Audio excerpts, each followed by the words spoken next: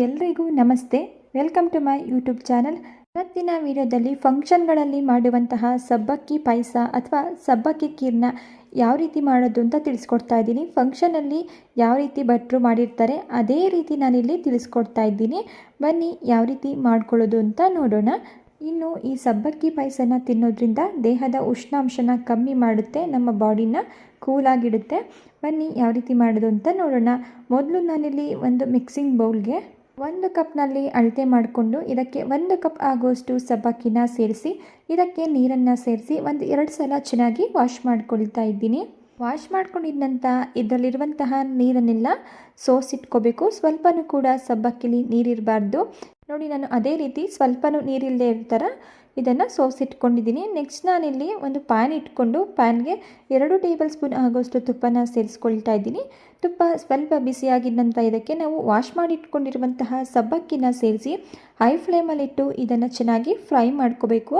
ಇದು ತಳ ಹಿಡಿತಾ ಇರುತ್ತೆ, ಕೈ ಬಿಡದೆ ಇದನ್ನು ತಿರುಗಿಸ್ಕೊಂಡು ಇದನ್ನು ಫ್ರೈ ಮಾಡ್ಕೋಬೇಕಾಗುತ್ತೆ. ಎಲ್ಲಿವರೆಗೂ ಇದನ್ನು ಫ್ರೈ ಮಾಡ್ಕೋಬೇಕು ಅಂದರೆ ನೋಡಿ, ನೀವು ವಿಡಿಯೋದಲ್ಲಿ ನೋಡ್ತಾ ಇದ್ದೀರಲ್ವ, ಈ ರೀತಿ ಇದು ಮುದ್ದೆ ಆಗೋವರೆಗೂ ಫ್ರೈ ಮಾಡ್ಕೋಬೇಕು. ಈ ರೀತಿ ಆದರೆ ಅದು ಕಂಪ್ಲೀಟಾಗಿ ಫ್ರೈ ಆಗಿದೆ ಅಂತ ಹೇಳಿ.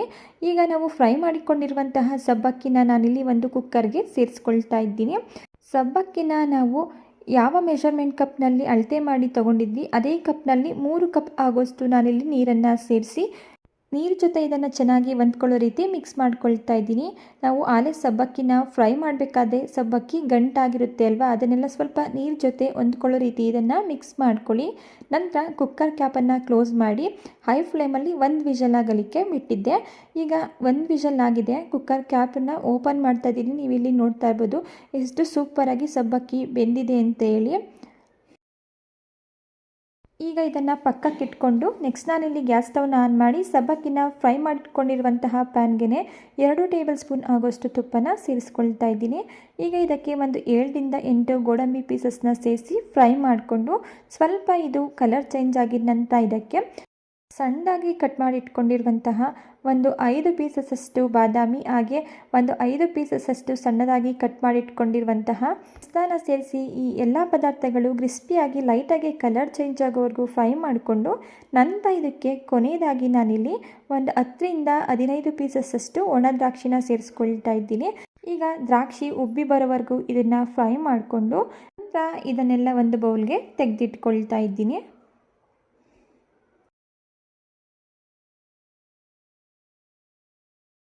ಈಗ ಉಳಿದಿರುವಂತಹ ತುಪ್ಪಗೆ ನಾನಿಲ್ಲಿ ಯಾವ ಕಪ್ನಲ್ಲಿ ನಾನು ಸಬ್ಬಕ್ಕಿನ ಅಳತೆ ಮಾಡಿ ತಗೊಂಡಿದ್ದೆ ಅದೇ ಕಪ್ನಲ್ಲಿ 2 ಕಪ್ ಆಗುವಷ್ಟು ಹಾಲು, 1 ಕಪ್ ಆಗುವಷ್ಟು ನೀರನ್ನು ಸೇರಿಸಿ ಮಿಕ್ಸ್ ಮಾಡಿಕೊಂಡು ನಾವಿಲ್ಲಿ ಸೇರಿಸಿರುವಂತಹ ಹಾಲು ಹಾಗೂ ನೀರು ಚೆನ್ನಾಗಿ ಕುದಿಲಿಕ್ಕೆ ಬಿಡೋಣ.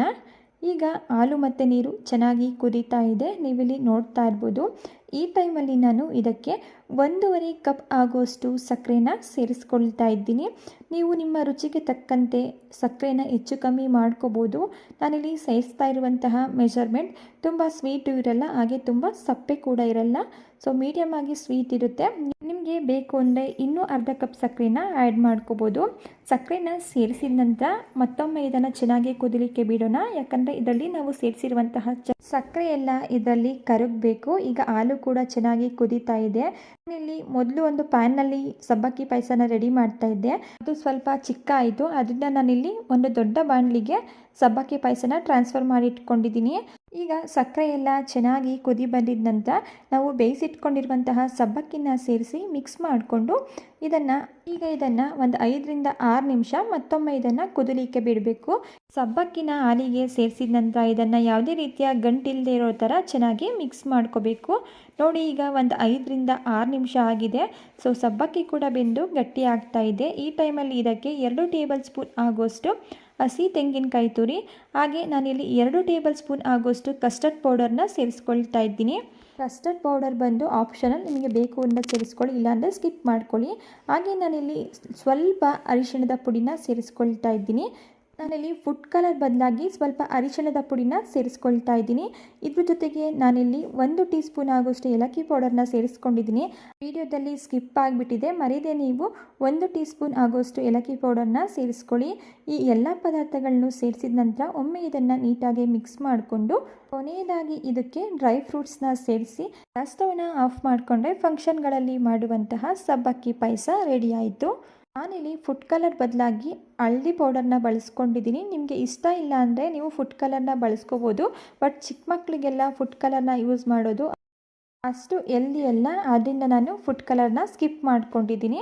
ಓಕೆ ಫ್ರೆಂಡ್ಸ್, ಇವತ್ತಿನ ಸಬ್ಬಕ್ಕಿ ಪಾಯಸ ನಿಮಗೆ ಇಷ್ಟ ಆದರೆ ರೆಸಿಪಿಗೆ ಲೈಕ್ ಮಾಡಿ, ಹಾಗೆ ಚಾನಲ್ನ ಸಬ್ಸ್ಕ್ರೈಬ್ ಮಾಡಿಕೊಂಡು ಚಾನಲ್ಗೆ ಸಪೋರ್ಟ್ ಮಾಡಿ. Thank you for watching.